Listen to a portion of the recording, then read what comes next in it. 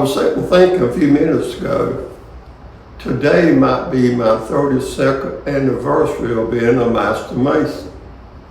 It was either August the 12th or the 14th, and that weekend I was the 32nd Scottish Rite. So I've been a Mason for 22 years, and I've always wanted to be a Mason for some reason. I cannot pinpoint why, but for some reason. And so I was 49 years old when I petitioned the lodge. And what I was really interested in after I got into the Scottish Rite, and really here lately have gone into the Scottish Rite Masonic Foundation. When I was 9 years old, 10, by 1953, I thought I was just a normal kid.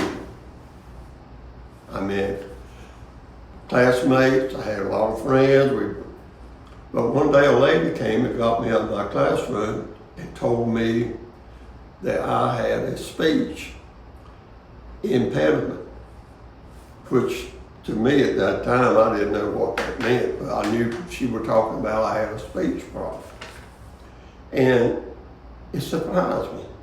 I thought I was just normal. I was saying about my classmates, and it was just a surprise to me.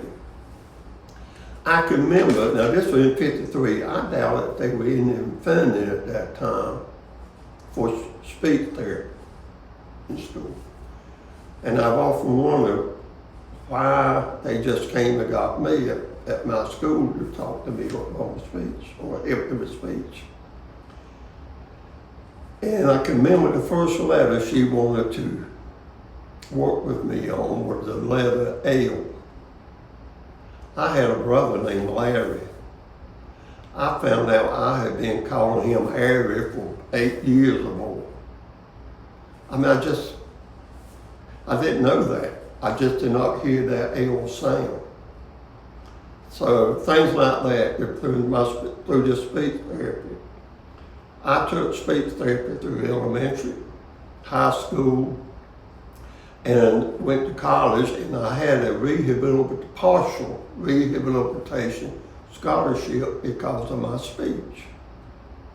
And in the first year of college, I had a speech therapist that worked with me.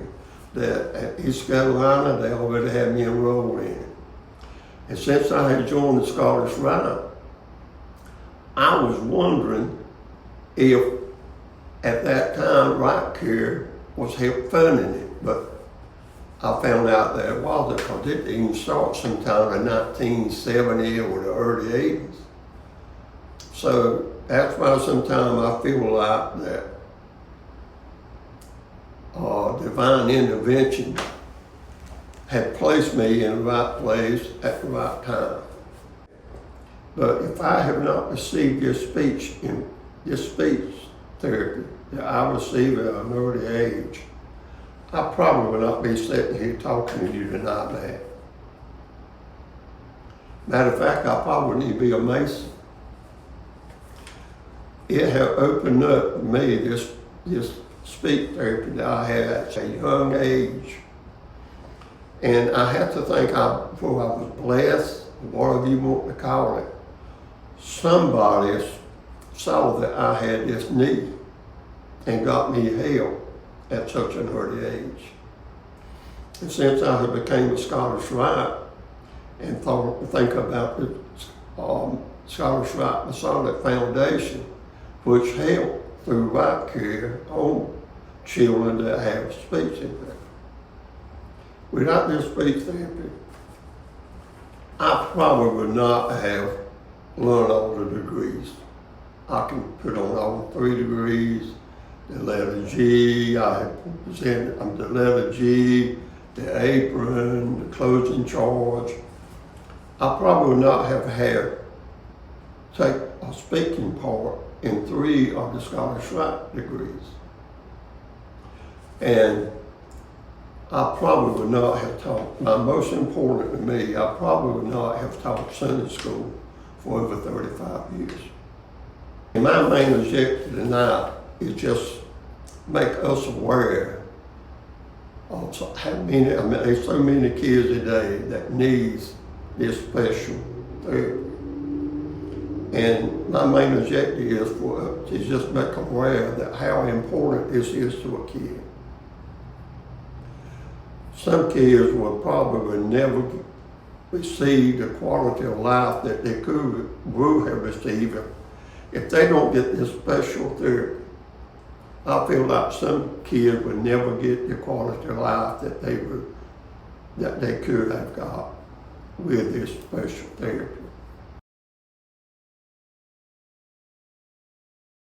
In my way, see, I'm 81, and my RMD, the recommended minimum distribution from my IRA, if I had the check made out to the Scholars Right, the North Carolina Scholars Right Masonic Foundation, I don't have to pay taxes on it. But if I take them dividends and then I write the check, I have to count that as an income.